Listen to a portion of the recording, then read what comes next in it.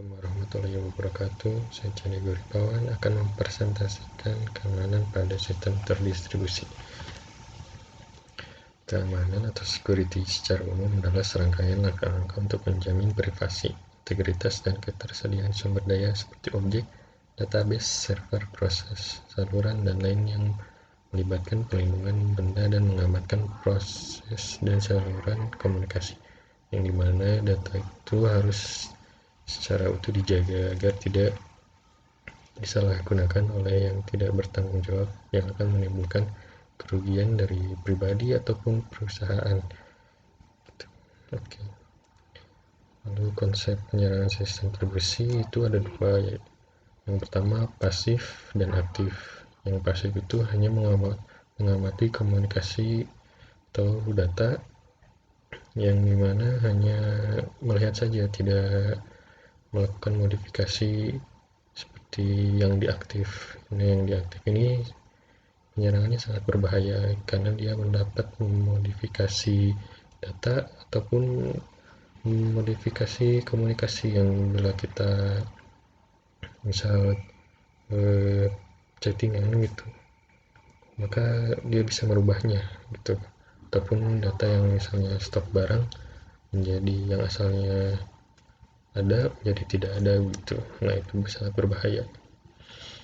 Dan perencanaan keamanan sistem terdistribusi bertujuan mencegah seluruh serangan yang telah diketahui maupun yang akan datang. Yang pertama itu rancangan mengikuti standar yang ada, yang biasanya mengikuti standar internasional. Lalu yang kedua, mendemokan validasi melawan ancaman yang ada. Di sini lebih mempraktekkan di mana ataupun sistem itu apakah kuat atau tidak dalam menghadapi penyerangan gitu. Lalu audit terhadap kegagalan yang terdeteksi. Nah, yang poin kedua, ada keseimbangan antara biaya terhadap serangan yang ada, di mana ada biaya yang cukup banyak, pasti penyerangannya pun akan sangat banyak juga. Jika biayanya sangat rendah, mungkin penyerangannya hanya menggunakan beberapa tools lalu sudah bisa dijebol seperti itu.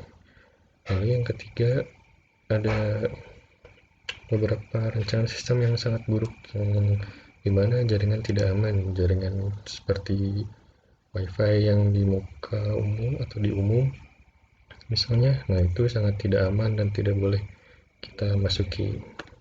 Lalu algoritma dan kode program tersedia bagi penyerang. Ini dengan sukarela memberi algoritma dan kode program untuk penyerang. Lalu penyerang memiliki akses ke sumber. Nah, ini juga seperti ada orang dalam yang sengaja untuk membocorkan akses, lalu si akses itu diberikan ke si penyerang agar si penyerang bisa masuk ke dalam sumber dari server ataupun sistem tersebut.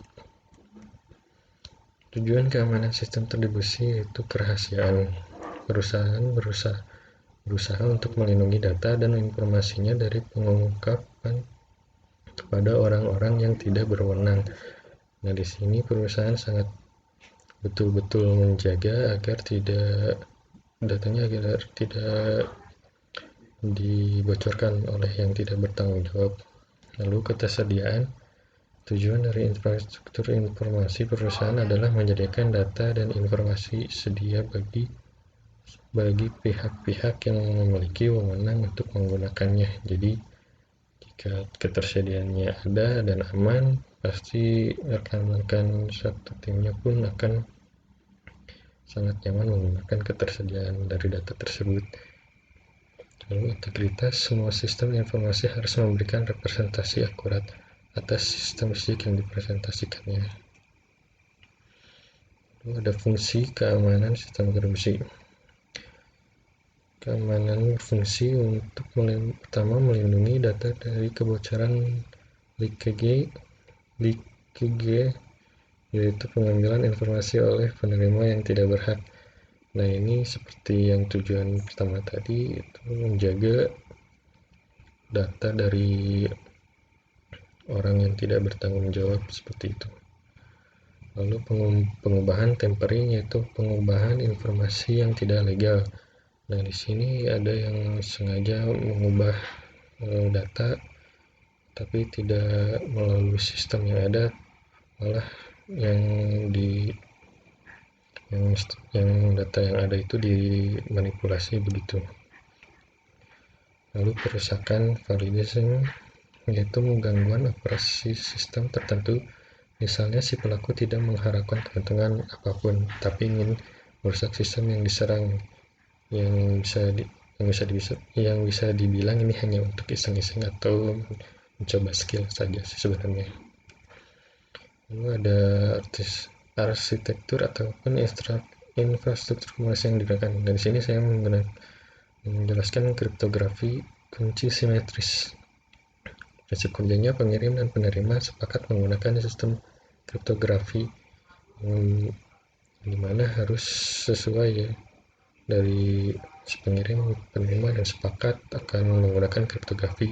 Tidak boleh salah satunya kriptografi ataupun yang lainnya berbeda. Nah, harus keduanya kriptografi. Lalu yang kedua, pengirim dan penerima sepakat menggunakan satu kunci tertentu. Dilakukan enkripsi sebelum pengiriman teks dan deskripsi setelah diterima. Nah, di sini ada sebuah gambar yang mencontohkan bahwa ketika kita ingin mengirim pesan, maka sebelum dikirim ke penerima itu kita dienkripsi dulu, lalu dikunci oleh public key. Nah, setelah itu kita dikirim yang akan menjadi chip stack gitu loh. Nah, setelah terima oleh penerima, si penerima pun harus membuka kuncinya dengan private key, lalu mendeskripsikannya dengan kunci yang telah disepakati. Lalu maka hasilnya akan kelihatan ya apa isinya gitu. Nah, kelebihannya adalah waktu proses dalam enkripsi dan deskripsi relatif cepat. Ini disebabkan karena efisiensi yang terjadi pada pembangkit kunci, di mana hanya membutuhkan satu kunci untuk mengenkripsi atau dan deskripsi sebuah kriptografi. Lalu yang kedua, algoritma ini dapat digunakan pada sistem secara real time. Misalkan pada saluran telepon karena proses enkripsi dan deskripsinya cepat. Lalu kekurangannya perlu adanya kesepakatan bersama untuk jalur yang khusus untuk kunci. Jadi di mana bila jalurnya tidak sesuai, maka kunci itunya tidak akan bisa diterima. Jadi sangat harus benar-benar kesepakatan ini. Yang kedua, bila sebuah kunci sampai hilang atau dapat ditebak, maka kriptosistem sudah tidak aman lagi.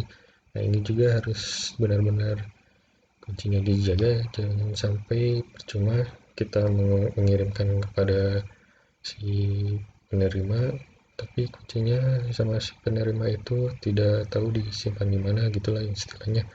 Lalu dan kita juga membuat kunci jangan sampai mudah ditebak oleh orang lain seperti itu. Kesimpulan, keamanan sangat dibutuhkan untuk menjaga data pribadi ataupun perusahaan, yang dimana kita menghindari penyalahgunaan yang sangat merugikan baik pribadi ataupun perusahaan, karena sejatinya data itu harus dilindungi seperti melindungi diri kita sendiri. Lalu keamanan yang bagus bergantung terhadap biaya yang dikeluarkan. Yang ini dimana jika ingin membuat sesuatu yang bagus harus membayar lebih mahal. Ada pepatah yang bilang harga itu kualitas itu bergantung dari harga. Jadi dimana ada kualitas itu bagus, pasti mahal harganya, seperti itu. Terima kasih telah mendengarkan presentasi saya. Saya Cani Gurpawan. Assalamualaikum warahmatullahi wabarakatuh.